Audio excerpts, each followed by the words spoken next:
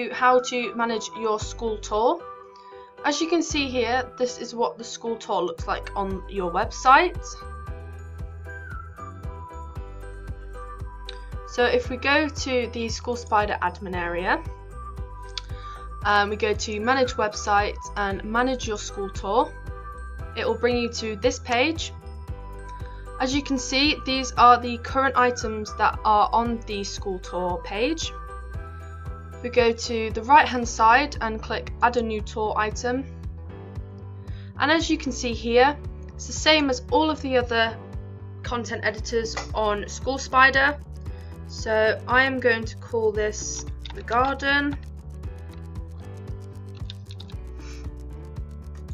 and again you can put any information that you'd like in here, so I'm just going to put the garden again, tick active and save all details. As you can see here, it's in the list of all the tours currently on the website. If we go to the website again and refresh your page, you scroll to the bottom, you shall see it here.